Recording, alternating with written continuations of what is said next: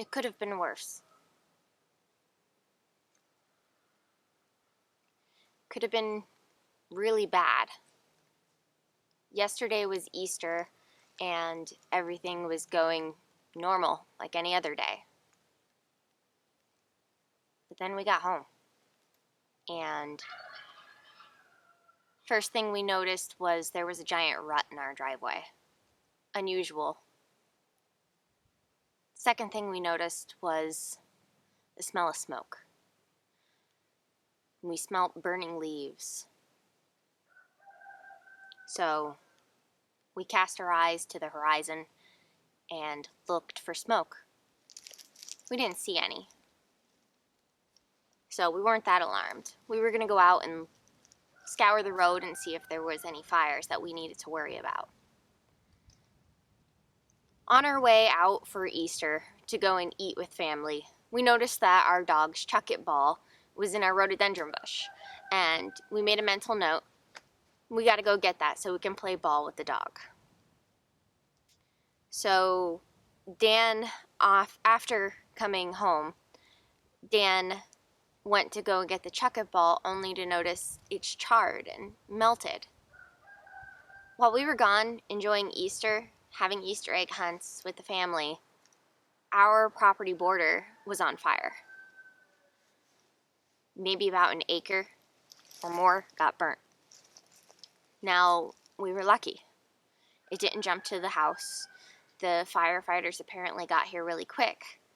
But what I'm told is it was a big fire. We didn't lose anything important. We lost landscaping. We maybe lost some blueberries. Not sure yet.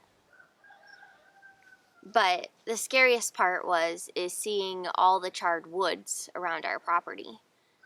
Seeing the burnt line go all the way up to our garage, our house. Maybe 10, 15 feet away from our home. We got lucky. It could have caught the house on fire. The dog was still trapped inside.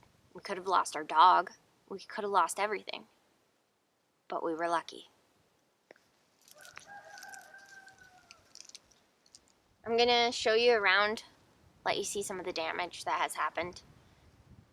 At most, I feel rattled, feel blessed. The forest will recover, and in some cases, this is good for the forest. It takes care of the mast, the leaves, the pile of dirt. It'll fertilize it, and the forest will come back stronger. But it's still unnerving to see how close it got to our house.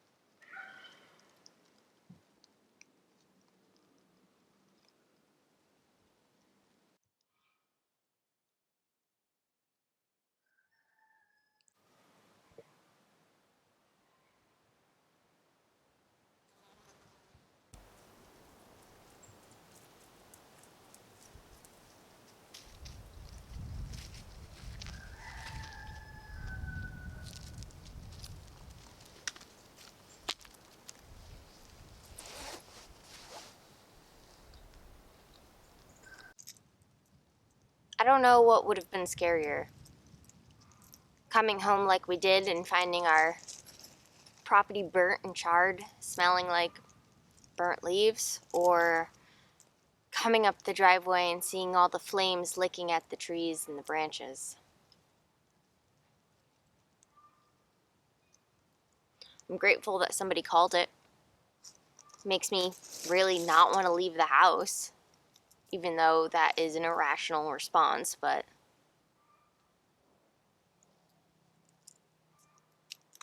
we take the stewardship of our land very seriously.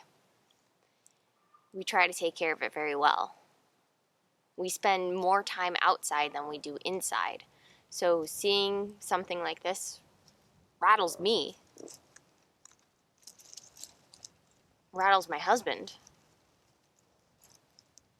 If it was just 5 feet more long, it could have caught a car on fire. If it was 10 feet more long, it could have caught the garage on fire. And with that, we would have lost the dog if it went bad. We would have lost everything. But as it stands now, we're counting all our blessings.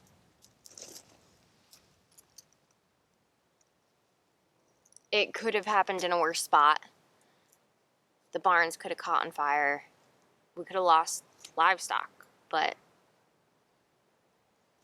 we didn't. So I'm grateful. The smell's gonna linger for a while, and that's okay. It's a good reminder that you should always be careful when you're doing a fire. This happens to be the second fire on our road this week. The worst part, I guess, is about 2-3 years ago, my husband bought like 300 spruce trees, and he planted them all in this area back here, and pretty much all of them got hit. Last fall, I planted 10 rhododendrons. They got hit. And if you know anything about landscaping, it's not cheap. But it's only plants, and I'll clone more, I'll make more, and it'll grow back even prettier, more beautiful.